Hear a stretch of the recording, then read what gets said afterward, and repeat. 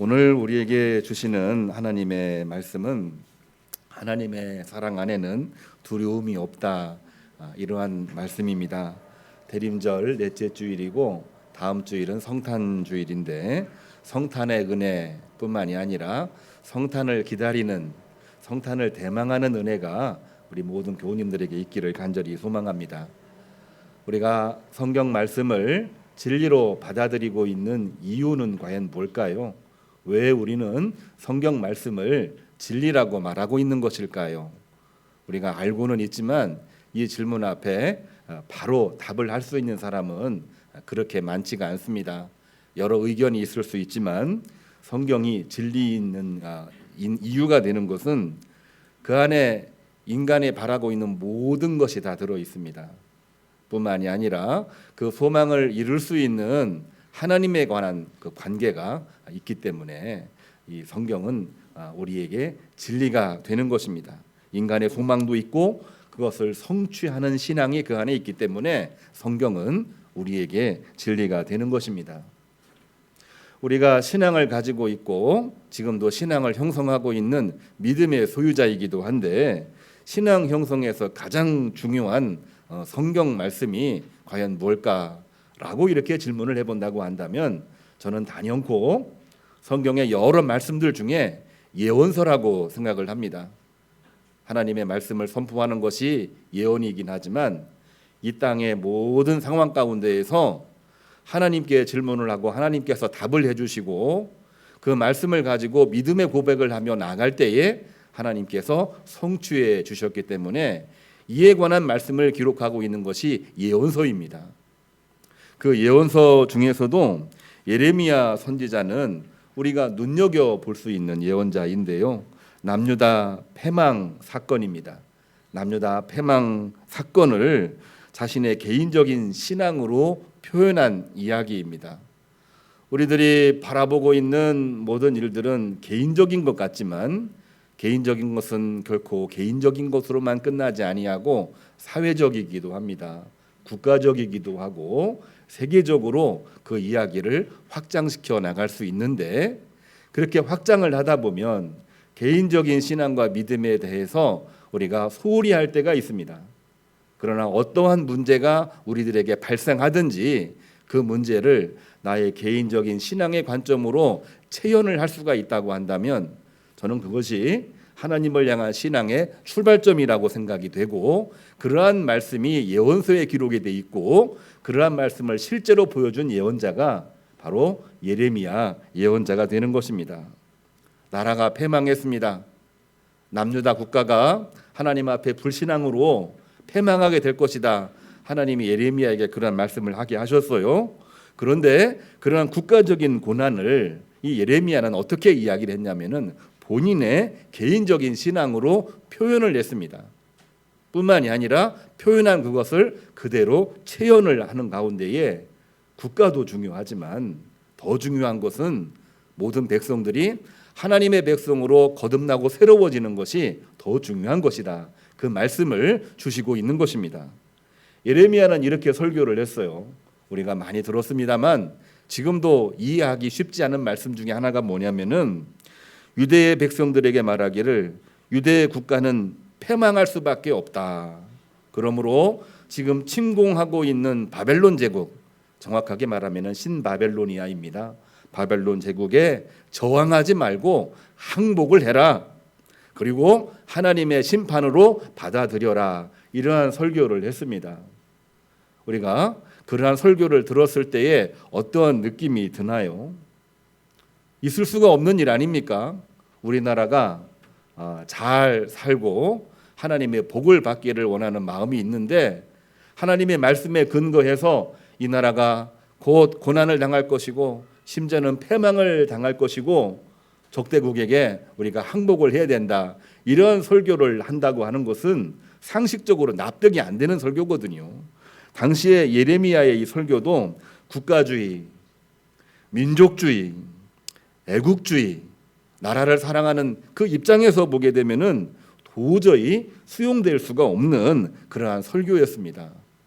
그런데 그러한 입장에 있음에도 불구하고 예레미야가 국가의 존망보다도 더 중요한 것이 있었는데 그것이 바로 뭐냐면은 하나님 백성에게 이루어져야 될 하나님의 구원이었습니다.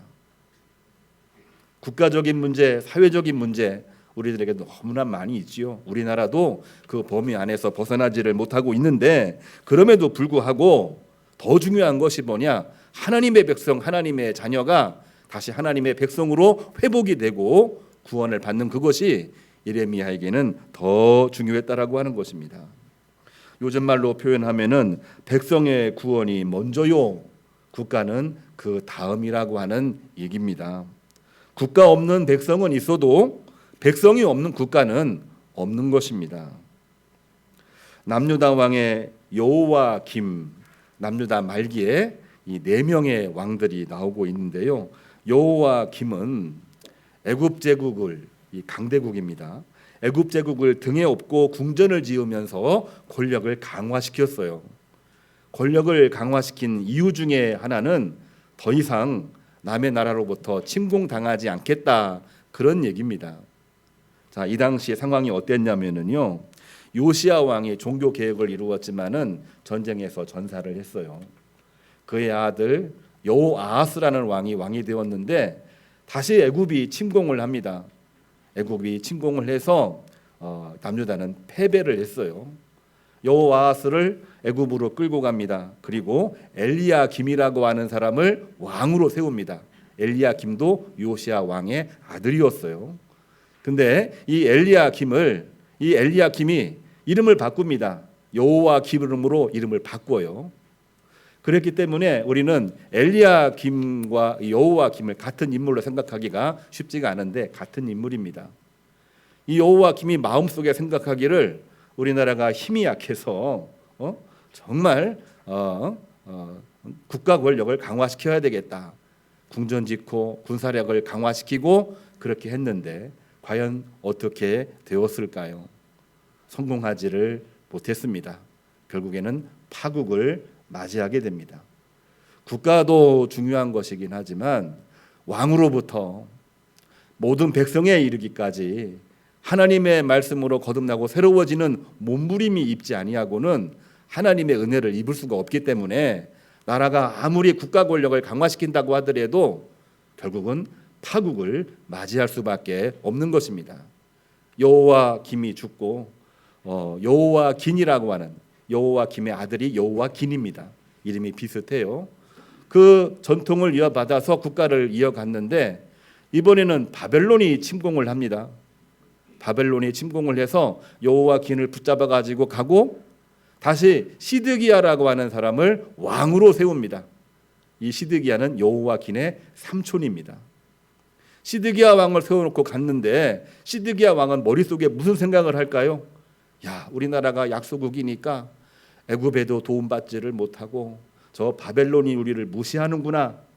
그렇게 해서 또다시 국가 권력을 강화시킨 다음에 갑자기 친애굽 정책을 쓰기 시작을 합니다. 다시 바벨론이 침공해 와서 시드기야를 붙잡아 가고 남유다는 결국 패망에 이르게 됩니다. 여기에 있는 내용을 보게 되면요, 우리가 예레미야가 처한 상황들을 눈여겨볼 필요가 있는데 모든 내용이 국가의 존망에 관한 내용입니다. 나라가 흉패해졌고 왕도 모든 백성도 신앙적으로 온전하지 못한 그러한 가운데에 국가 권력을 살려야 되겠다. 힘의 논리만을 강조하면서 국가를 유지하려고 했는데요. 근데 그럼에도 불구하고 예레미야가 말씀을 강조하면서 이야기했던 것은 그것도 물론 중요치 않다는 얘기는 아니지만 더 중요한 것은 하나님 앞에서 우리가 회개하고 돌이키고 하나님 백성으로 돌아오는 것이 먼저입니다. 국가는 없어질 수 있지만 하나님 백성은 결코 사라지지 않습니다. 하나님의 약속은 파기될 수가 없는 것입니다. 그렇게 하면서 이 예레미야 46장을 보게 되면은 패망하지만 다시 돌아오게 될 것이고 돌아오게 되는 그때에는 다시 하나님의 백성으로 회복실 것이고 하나님의 나라가 이루어지게 될 것이다. 예레미야는 그러한 메시지를 정하고 있는 것입니다. 우리는 이러한 성경 이야기 복잡하지만 이해하기는 쉽지 않아요. 그러나 우리가 우리의 일상생활 속에서도 많이 들었던 그러한 내용입니다. 잘못된 국가 민족주의, 그것은 독일이라고 하는 나라를 2차 세계대전으로 이끌었고 그 중심에는 독재자 히틀러의 망령이 있었습니다. 국민들은 패전으로 모두가 다 힘들고 어렵다고 하는데 이거를 극복할 방법은 전쟁을 일으켜서 이 문제를 해결해야 된다. 국가 민족주의죠. 결국에는 처음에는 승전처럼 보였지만 2차 대전 이후에는 완전히 파국을 맞이했던 나라가 바로 독일입니다. 그 독일이 다시 회개하고 전범들을 처벌하고 또 돌이키고 다시 탄생한 나라가 오늘날 독일이지요. 우리가 눈여겨볼 그러한 내용이기도 합니다. 어제 뉴스를 통해서는 안타까운 소식을 우리는 접할 수가 있었어요. 교우님들은 어떻게 생각하는지는 모르겠지만 일본이라고 하는 나라도 경제력이 20년에 비해서 굉장히 많이 저조해 있습니다. 미국한테 밀리고 대한민국한테 다 밀려서 경제가 지금 바닥이거든요. 그런데 일본이라는 나라가 평화헌법을 바꾸어서 전쟁할 수 있는 나라로 지금 시행령을 가지고 추진하고 있는 것입니다. 국가 권력만을 강화시키고 있는 거지요. 백성에는 안중이 없고 그렇게 전쟁을 일으켰던 것이 대동아 전쟁이었고 우리가 그의 속국이 되었던 이 아픈 추억이 있음에도 불구하고 일본이라고 하는 나라는 지금 그렇게 가고 있는 것입니다. 사실 그렇습니다. 우리가 살고 있기 때문에 이 나라도 중요하고 우리가 몸담고 있기 때문에 이 사회도 중요합니다만 사실은 더 중요한 것이 뭘까? 예레미야는 고민을 했고 예레미야는 하나님의 말씀을 마음속에 담으려고 했습니다. 그것은 우리가 주님의 이름으로 거듭나고 새로워지는 것입니다. 새로운 역사는 한꺼번에 크게 이루어지기도 하지만 그 시작점은 사실은 나로부터 개인적인 거로부터 지극히 작은 것으로부터 시작이 되는 것입니다. 국가는 없어진다고 할지라도 하나님의 백성은 하나님의 약속은 파기되지 아니하기 때문에 사라지지 아니할 것이요 다시 회복될 것이다. 이게 바로 예레미야의 말씀이 되는 것입니다. 오늘 김은혜 집사님이 낭독을 했던 예레미야 23장 5절로 8절에 나와 있는 말씀은 그러한 맥락에서 많은 사람들이 두려워했어요. 이스라엘 백성들이, 남유다 백성들이 두려워했습니다. 그 두려워하는 백성들에게 선포된 예언이 오늘 말씀입니다. 5절 제가 다시 한번 읽어드리겠습니다. 보라, 때가 이르리니 다윗에게 한 가지 의로운 가지를 일으킬 것이요. 6절 말씀을 보면은 그 날에는 유다가 구원을 받을 것이고 남유다를 말하고 있습니다. 이스라엘은 평안할 것이며 북이스라엘은 다시 평화가 올 것이며 그의 이름은 여호와의 궁이라 일컬음을 받게 될 것이다. 실은 북이스라엘도 아수르로 패망을 했습니다. 남유다도 곧 패망하게 될 것인데 그러나 다시 그날이 오게 되면 하나님께서는 여호와의 공의로 이 모든 것을 일으키시리라. 그러한 예언의 말씀을 이 예레미야가 그대로 전하고 있는 것입니다. 국가적인 문제이긴 하지만 개인적인 신앙 고백을 하면서 우리의 믿음, 우리의 신앙을 어떤 마음으로 가져야 될지, 주님 다시 오시는 그날까지 어떤 믿음으로 살아야 될지를 예레미야는 선포하고 있는 것입니다. 마태복음 1장 18절 오늘 20절부터 읽었습니다마는 세리 마태복음의 저자 이 마태도 분명하게 이야기를 합니다. 예수님의 어록이 아니라 마태가 기록한 하나님의 말씀이지요. 예수님은 성령으로 잉태되신 임마누엘이므로, 임마누엘의 뜻이 뭐냐? 하나님이 우리와 함께 하시다라는 이야기입니다. 지금은 우리가 움츠려 있고 지금은 우리가 두려움 속에 있지만 그러나 하나님은 임마누엘로 오실 것이다. 그 옛날 이사야 선지자가 예언했던 그러한 말씀인데 나 마태는 분명하게 이야기를 합니다. 임마누엘로 예수 그리스도께서 메시아로 오실 것입니다. 여러분 하나님에 대한 믿음을 가지고 다 같이 일어섭시다. 그 메시지를 전하고 있는 것이 오늘 마태복음에 나와 있는 내용입니다. 요한일서 4장 16절의 말씀은 세 번째 말씀이죠. 사도 요한이 모든 크리스찬들에게 보냈던 첫 번째 서신이기도 합니다. 우리는 그러한 하나님의 사랑을 알고 있었으므로, 그게 바로 하나님의 사랑이죠. 하나님의 사랑을 알고 있었으므로 17절을 보면은 담대하십시오. 18절을 보면은 모든 두려움을 내쫓으십시오. 그리할 때에 우리가 하나님의 백성이 되고 하나님의 자녀가 되고 이 모든 두려움뿐만이 아니라 우리에게 당면에 있는 모든 문제들도 해결할 수가 있습니다. 주님 다시 오시는 그날까지. 특별히 사도 요한은 예수님의 제자들 중에서 가장 오래 살았던 그러한 제자입니다. 그 제자가 주님 다시 오실 때까지 우리가 서로 하나님의 사랑을 가지고 옆에 있는 동역자를 사랑하고 또한 두려움을 몰아내고 우리 이겨냅시다. 그러한 믿음으로 고백을 했던 것이 오늘 세 번째 말씀인 것입니다. 그렇습니다. 다음 주일은 우리가 성탄절인데 성탄의 의미는 과연 어떤 의미를 담고 있는 것일까요?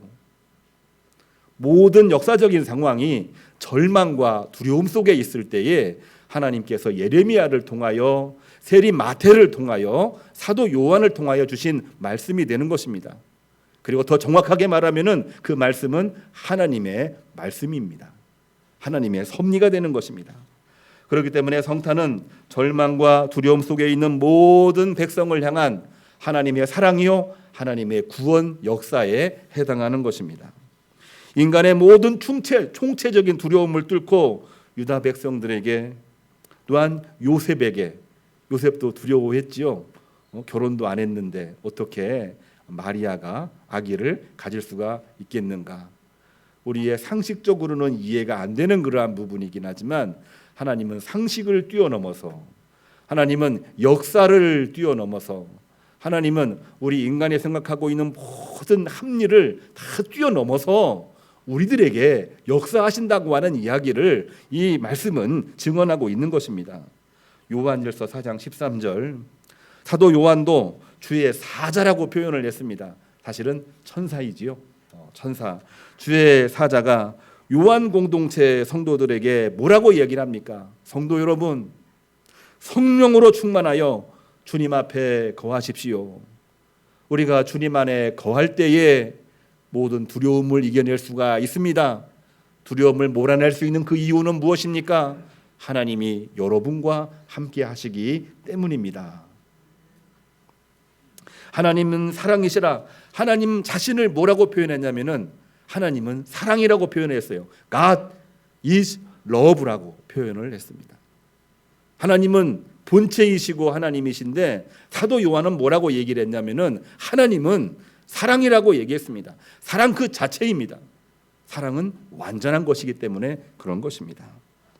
그 안에 거하는 자 하나님도 그 안에 거하신다는 말씀을 주시고 있는 것입니다. 오늘은 이 말씀에 집중을 하려고 합니다. 우리가 하나님 안에 거한다. 참으로 멋있는 말씀이고 위대한 말씀인데 과연 하나님 안에 우리가 거할 수가 있는 걸까요? 우리가 하나님 앞에 거한다고 하는 그 현실, 하나님 앞에 거한다고 하는 그 실체, 그 실체를 한번 봤으면 좋겠습니다. 그 실체가 뭔가요? 하나님의 사랑으로 내 옆에 있는 모든 사람들을 사랑하고 돌보고 살피는 그러한 마음을 가질 때 우리는 하나님의 사랑 안에 거하는 것이 아닐까요? 그것을 사도 요한은 분명하게 이야기했습니다. 그랬기 때문에 하나님은 사랑이시다 이렇게 표현을 하고 있는 것입니다. 오늘날 문명이 고도화되면서 많은 분들이 관심하고 있는 것 중에 하나가 두려움에 관한 내용이라고 합니다. 특별히 요즘에 모든 학문들이 자연과학 그리고 이 이공 계열로 관심이 많이 가고 있습니다. 문과보다는 이과가 더 인기가 많다고 합니다. 그런데 이 문과 계열들 중에서도 유일하게 사람들에게 인기를 끌고 있는 과가 어느 과냐라고 이야기를 해보니까 심리학과랍니다. 심리학과는 이공계열로 해결이 안 됩니다. 심리학과는 AI라고 하는 인공지능 컴퓨터로도 해결할 수가 없는 인간의 가장 기초적인 문제이고 궁극적인 문제를 다루고 있기 때문에 그것은 이 기계로 해결될 수가 없는 것입니다. 심리학적인 관점에서 많은 분들은 관심을 가질 수밖에 없다고 하는 내용이 오늘날 우리가 접하고 있는 사회이기도 합니다. 자, 왜 그럴까요? 우리가 두려움에 대해서는 해결할 방법이 없기 때문입니다. 못난 사람도 두려움이 있고 잘난 사람도 두려움이 있고 일이 안 풀려서 두려워하기도 하고 일이 잘 풀린다고 생각하는 사람도 얼마나 극한 두려움이 있는지 우리는 이 두려움에서 벗어날 수가 없는 것이거든요. 앞으로 영원히 이 두려움은 인간이 살아있는 동안 끊임없이 우리를 괴롭히고 우리를 움츠리게 만들 수 있는 단어이기도 한 것입니다. 믿는 사람들도 마찬가지입니다. 믿는 사람들, 하나님을 믿는 사람들인데 그러한 사람들조차도 두려워하는 성도들이 없다고 말할 수는 없습니다. 믿음이 있는데 왜 두려운 것일까요? 많은 분들이 인간의 유한성 때문에 그런 거 아니겠습니까? 인간이기 때문에 그런 거 아니겠습니까? 물론 그 말 틀린 말 아닙니다. 맞는 말이지요. 그러나 저는 궁극적으로 본질적으로 그리고 가장 직설적으로 말씀드리고 싶은 것은 하나님에 대한 목마름이 채워지지 않았기 때문에 하나님의 사랑에 우리가 충만하지 못하기 때문에 우리는 두려움을 느끼고 있고 또한 두려움이 있을 때에도 해결 방법이 없는 것이고 두려움이 우리를 엄습할 때에도 방어할 힘이 없는 것입니다. 하나님에 대한 갈급함은 하나님의 사랑에 대한 충만함은 어떻게 채워지는 것일까요? 우리는 예배하고 찬송하고 기도하고 또한 봉사하고 구제하는 그 모든 일들을 통하지 않고는 하나님의 사랑을 체험할 수가 없습니다. 그 일을 이루는 것이 몸된 교회, 우리 하나님이 세우신 주님의 몸 교회 아니겠습니까? 예배하고 찬송하고 기도하는 거 참으로 중요합니다. 그런데요, 오늘 사도 요한은 요한일서 4장 16절을 통해서 한 번 더 그 이야기를 구체화시키는 이야기를 하고 있습니다. 이것뿐만이 아닙니다. 더 중요한 것이 있습니다. 그것은 다름이 아니라 우리 옆에 있는 형제 자매 이웃을 사랑하지 아니하면, 돌보고 살피고 끌어안지 아니하면 결코 하나님을 사랑할 수 없습니다. 이 말씀을 이 사도 요한은 이야기를 하고 있습니다.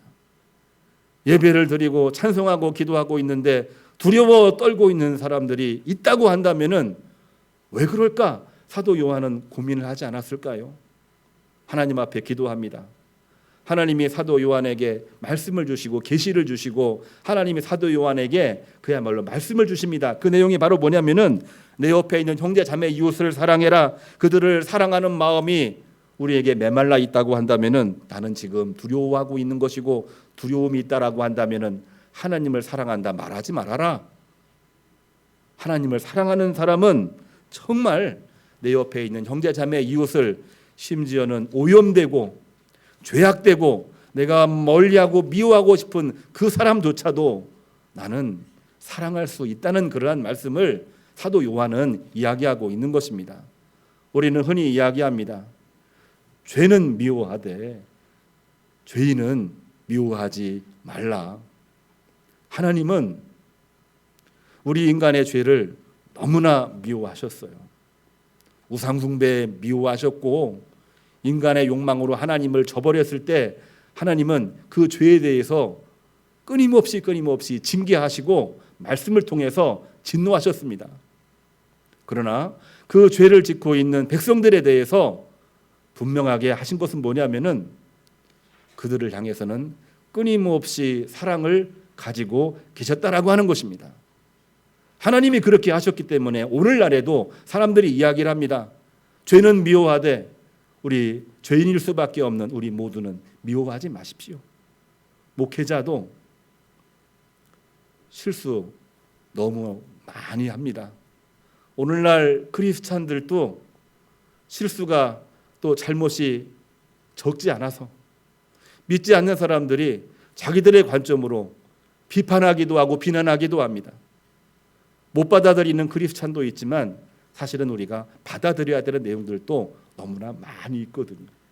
사람은 실수를 할 수밖에 없습니다. 오늘날 많은 분들이 그런 얘기를 해요. 어떤 이야기냐면 목사님 믿지 마세요. 교회 믿지 마세요. 크리스찬 절대로 믿으면 안 됩니다. 그 말 틀린 말일까요? 맞는 말일까요? 우리는 혹시 그런 얘기 듣지 않습니까? 저는 그 말씀을 들을 때마다 100번, 1000번 맞는 말씀이라고 생각이 됩니다. 결코 틀린 말 아니지요. 물론 믿는 자는 회개하고 돌이켜서 다시 또 성령으로 충만하여 하나님이 동행하시는 그 일들을 할 수가 있긴 하지만 그 과정에서도 우리가 하나님에 대한 깊은 체험을 상실하게 되면은 실수하고 넘어질 수밖에 없는 것이 인간의 모습이긴 하지만 우리 인간은 끊임없이 연약한 존재입니다. 그러한 존재이기 때문에 우리 인간은 결코 믿으면 안 됩니다. 저 믿지 마세요. 옆에 있는 동역자 믿지 마세요. 지금까지 나를 도와주었고 나에게 힘이 되어주었던 모든 선후배, 우리 교역자들, 우리 모든 성도들 믿지 마십시오. 믿음의 대상이 결코 아닙니다. 우리에게 믿음의 대상은 오로지 여호와 하나님, 예수 그리스도, 우리 안에 있는 하나님의 성령밖에는 없는 것입니다. 목회자요, 성도요, 우리 모든 우리 동역자들, 그들은 뭔가요? 믿음의 대상이 아니라 사랑의 대상이 되는 것입니다. 사랑의 대상입니다. 우리가 오늘 그거를 잃어버린다고 한다면은 우리 공동체는 이루어질 수가 없습니다. 우리 공동체는 사단 권세, 음부의 권세를 막을 수가 없습니다. 하나님에 대한 믿음을 가지고 우리 성도들을 가운데에서는 서로 사랑하고 돌보며 살필 때에 요한 공동체가 그 모든 어려움들을 이겨내고 하나님 앞에서 승리했듯이 우리 드림의 공동체가 주님의 이름으로 하나 되고 승리할 수가 있는 것입니다. 우리가 주님의 이름으로 연합되어 있고 서로 사랑하면 아무리 큰 두려움이 있어도 우리는 다 이겨낼 수가 있습니다. 그 안에는 두 가지가 있는 거지요. 하나님의 사랑이 있는 것입니다. 하나님의 사랑으로 우리 형제자매 이웃이 서로 사랑하고 돌보고 있기 때문에 이 두 가지 사랑이 우리를 꽉 붙잡고 있는 것입니다. 아무리 두려워도 하나님은 역사하시는 것입니다. 왜? 여러분 안에 하나님이 있고 저희 안에도 하나님이 있기 때문에 그런 것입니다. 우리가 사랑을 잃어버리게 되면은 늘 우리는 불안합니다. 늘 우리는 외로워합니다. 그때 사단 권세, 음부의 권세가 들어옵니다. 그러면 하나님의 사랑도 약해집니다. 하나님의 사랑이 멀리 떠난 것 같습니다. 하나님에 대한 거룩한 목마름이 차고 넘쳐서 우리는 쓰러질 수밖에 없는 것입니다. 믿음의 대상으로 여기지 마십시오. 그리고 사랑의 대상으로 여기십시오. 오늘날 우리에게 주시고 있는 하나님의 말씀은 오늘 요한 1서의 말씀이라고 생각이 됩니다. 주님의 이름으로 형제자매 이웃을 사랑하지 않으면 하나님을 사랑한다라고 감히 말하지 마십시오. 하나님의 사랑 없이는 이웃을 사랑할 수가 없습니다. 하나님을 사랑하는 사람은 세상을 두려워하지 않습니다. 국가 고난, 또한 민족의 고난, 수없이 많은 말할 수 없는, 탄식할 수밖에 없는 이 모든 이 정말 어처구니 없는 사건, 사고들, 도저히 이해가 안 되고 있는 그 사건들, 그 두려움 앞에서도 우리는 이겨낼 수가 있는 것입니다. 또 그들을 돌보고 살필 수가 있는 것입니다. 주님께서는 가장 낮고 천한 만유유에서부터 당신의 사랑을 펼치시고 저 높고 존귀하신 하나님의 나라 천국에 이르기까지 인도하시고 계시는 것입니다. 우리가 다음 주일에 성탄절을 맞이하고 있는데요. 매년 드리는 성탄절로 우리가 드리면 안 되겠지요. 결코 그러한 분은 없으리라고 생각이 됩니다. 매년 드려도 매년 새로운 것이고 매년 드려도 우리는 작년의 나와 지금의 나가 다른 것이고 지금의 나와 내년도의 성탄절은 또 다른 것입니다. 언제까지? 주님 오시는 그날까지, 언제까지? 우리가 주님 나라에 임하는 그날까지 우리는 그 믿음으로 나가는 것입니다. 하나님의 사랑 안에 두려움이 없습니다. 하나님의 사랑 안에서 두려움 몰아내고 주님의 이름으로 승리하시기를 주님의 이름으로 축복합니다. 주님 다시 오실 때까지 함께 찬송 부르겠습니다.